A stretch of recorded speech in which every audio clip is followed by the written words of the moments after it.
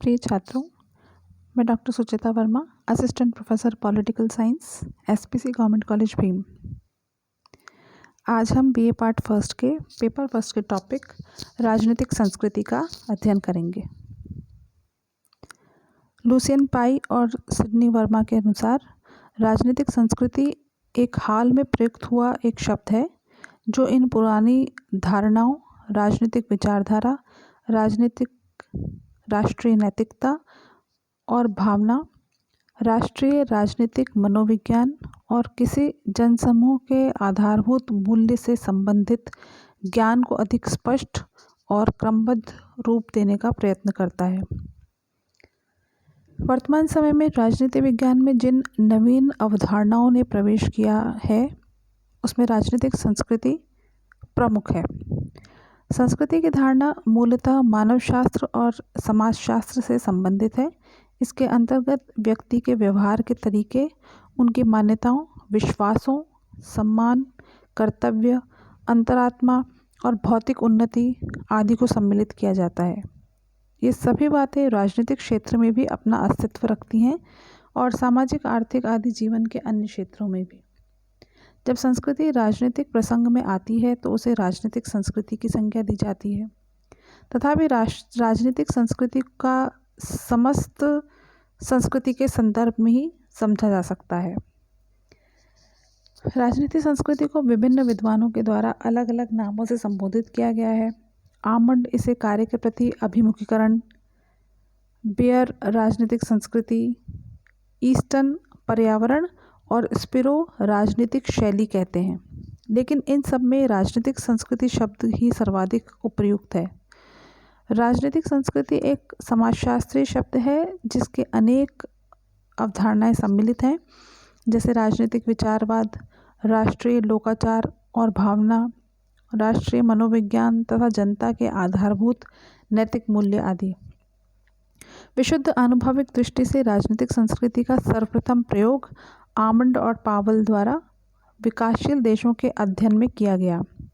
Almond और पावल के अनुसार राजनीतिक संस्कृति किसी राज्य व्यवस्था के सदस्यों में राजनीति के प्रति व्यक्तिगत अभिवृत्ति और विन्यासों का नमूना है।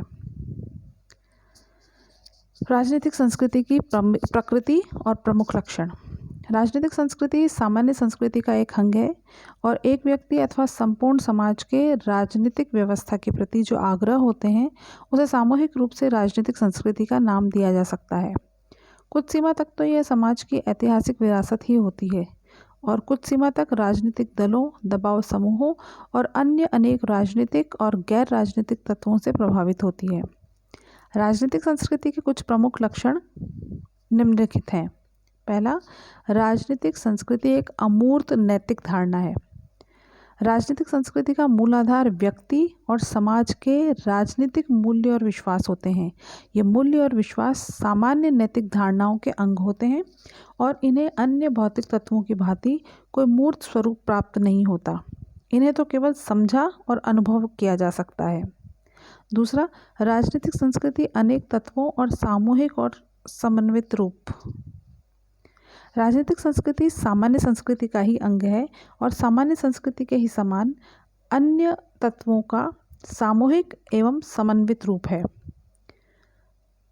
ऐतिहासिक विरासत, भौगोलिक परिस्थितियां, समाज की सामान्य संस्कृति, विचारधाराएं, राजनीतिक व्यवस्था और इन सब के अतिरिक्त सामाजिक आर्थिक संरचना आदि के द्वारा राजनीतिक संस्कृति के आधार के रूप में कार्य किया जाता है।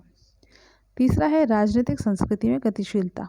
राजनीतिक संस्कृति यदि एक और ऐतिहासिक विरासत और भौगोलिक परिस्थितियों से प्रभावित होती है तो दूसरी ओर सामाजिक आर्थिक संरचना के द्वारा इसका नियमन किया जाता है।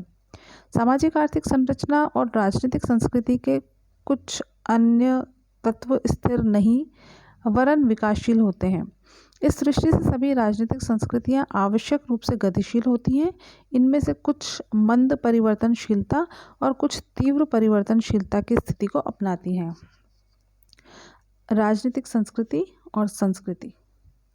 सिडनी वर्मा ने लिखा है कि राजनीतिक संस्कृति और समाज की अपेक्षाकृत अधिक सामान्य व्यवस्था के बीच अंतर विश्लेषणात्मक है। राजनीतिक संस्कृति सामान्य संस्कृति का एक अभिन्न अंग है। एक संस्कृति के आधारभूत विश्वास, मूल्य, आदर्श सामान्यतः राजनीतिक संस्कृति के निर्माण में प्रमुख भूमिका अदा करते हैं। एक व्यक्ति के राजनीतिक विश्वास उसके अन्य विश्वासों का ही अंग होते हैं और सामान्य संस्कृति के मूल्यों और विश्वासों की राजनीतिक संस्कृति अप्रभावित नहीं रह सकती। व्यक्ति के सांस्कृतिक व्यवहार की प्रवृत्तियां उसके राजनीतिक व्यवहार को प्रभावित करती हैं। उदाहरण के तौर पे यदि किसी समाज के सामान्य सांस्कृतिक जीवन में नैतिक मूल्य गहरे बैठे हुए हैं तो शासन एक सीमा के बाहर नैतिक मूल्यों की अवहेलना करने का साहस नहीं कर सकता। यदि ऐसा करता है तो तीव्र रूप से जनविरोध किया जाएगा। इसी प्रकार यदि व्यक्ति अपने सामाजिक जीवन के अंतर्गत विश्वास की भावना रखते हैं तो उनके द्वारा अपने राजनीतिक नेताओं पर विश्वास किया जा सकेगा और शासन के ढांचे के अंतर्गत शासक वर्ग के व्यक्ति एक दूसरे के प्रति विश्वास और सम्मान का आचरण करते हुए परस्पर सहयोग करेंगे। भारतीय और पाश्चात्य संस्कृति के राजनीतिक व्यवहारों में अंतर का प्रमुख कारण यह है कि दोनों समाजों की सांस्कृतिक संरचना, लक्ष्य, मान्यताएं और आदर्श एक दूसरे से बहुत अधिक भिन्न हैं। राजनीतिक संस्थाओं और प्रक्रियाओं के बारे में व्यक्ति राजनीतिक समाजीकरण के आधार पर अपने विचार बनाता है। यह समाजीकरण बहुत कुछ समाज की सांस्कृतिक व्यवस्था के द्वारा प्रेरित या सीमित होता है। इसमें भी और भी अभिकरण हैं, किंतु उसमें से प्रमुख का संबंध समाज की सामान्य संस्कृति से ही है। अतः राजनीतिक आस्थाएं सामान्य संस्कृति में मान्य मूल्यों और आस्थाओं के द्वारा ही प्रेरित और निर्मित होती है। सामान्य संस्कृति और राजनीतिक संस्कृति की इस विवेचना से यह नहीं समझा जाना चाहिए कि सामान्य संस्कृति ही राजनीतिक संस्कृति की आधार, पोषण और रूप प्रदान करती है। वस्तुस्थिति यह है कि यदि एक और सामान्य संस्कृति राजनीतिक संस्कृति का नियमन करती है तो दूसरी ओर राजनीतिक संस्कृति भी सामान्य संस्कृति को प्रभावित करती है। कुछ परिस्थितियों में तो यह प्रभाव निर्णायक रूप से भी देखा जाता है। उदाहरण के तौर पे प्रजातांत्रिक राजनीतिक व्यवस्थाओं में इस राजनीतिक विश्वास का कि राजनीतिक निर्णयों में व्यक्ति को भाग लेना चाहिए प्रयोग गैर राजनीतिक निर्णयों में भाग लेने के औचित्य के रूप में किया जाता है। जर्मनी और संयुक्त राज्य अमेरिका में उनकी लोकतांत्रिक राजनीतिक व्यवस्था के संदर्भ में ही घरों और स्कूलों में लोकतांत्रिक प्रक्रिया को अपनाने का औचित्य ठहराया जाता है। इसी प्रकार अनेक स्वेच्छाचारी और सर्वाधिकारवादी शासन व्यवस्थाओं में स्वतंत्र रूप से राजनीतिक संस्कृति का सृजन करके उसे सामाजिक समाजों पर आरोपित कर दिया गया। इससे न केवल यह नवीन राजनीतिक संस्कृति की मूल्य व्यवस्था बन गई, अपितु इससे संपूर्ण समाज में मूल्य व्यवस्था और आस्थाओं को बदलने में प्रेरणा ली गई, जिससे सामान्य संस्कृति का इस नवीन राजनीतिक संस्कृति के अनुरूप रूपांतरण हो गया। हिटलर, मुसोलिनी, स्टालिन और माओ त्से-तुंग आदि के द्वारा ऐसे ही प्रयत्न किए गए जिसमें उन्हें कम या अधिक सीमा तक सफलता भी प्राप्त हुई। कास्त्रो क्यूबा में शायद यही प्रयत्न करते रहे हैं। लोकतांत्रिक व्यवस्थाओं में भी राजनीतिक संस्कृति के माध्यम से सामान्य संस्कृति को प्रभावित करने की चेष्टा की जा सकती है। उदाहरण के लिए भारत में धर्मनिरपेक्ष राजनीतिक संस्कृति को अपनाकर धर्म और जाति निरपेक्ष समाज को स्थापित करने की चेष्टा की गई। इस प्रकार राजनीतिक संस्कृति और सामान्य संस्कृति में घनिष्ठ संबंध होता है और दोनों एक दूसरे को कम या ज़्यादा मात्रा में प्रभावित करती हैं। सामान्य संस्कृति व्यापक अवधारणा है जबकि राजनीतिक संस्कृति अपेक्षाकृत सीमित अवधारणा है। प्रथम में व्यक्ति की संपूर्ण मूल्य व्यवस्था, आस्था और विश्वास सम्मिलित होते हैं, जबकि दूसरे में व्यक्ति के केवल राजनीतिक क्रिया से या राजनीतिक वस्तुओं से संबंधित मूल्य, आस्था और विश्वास आते हैं। जिस प्रकार राजनीतिक व्यवस्था राजनीतिक सामाजिक व्यवस्था की एक विशेष उपव्यवस्था है, ठीक उसी प्रकार राजनीतिक संस्कृति संस्कृति की उपसंस्कृति है। इन दोनों में पारस्परिकता है, किंतु इस पारस्परिकता का कोई निश्चित प्रतिमान नहीं होता और हमारे द्वारा इस पारस्परिकता के साथ साथ इन दोनों की विश्लेषणात्मक पृथकता को भी दृष्टि में रखा जाना चाहिए।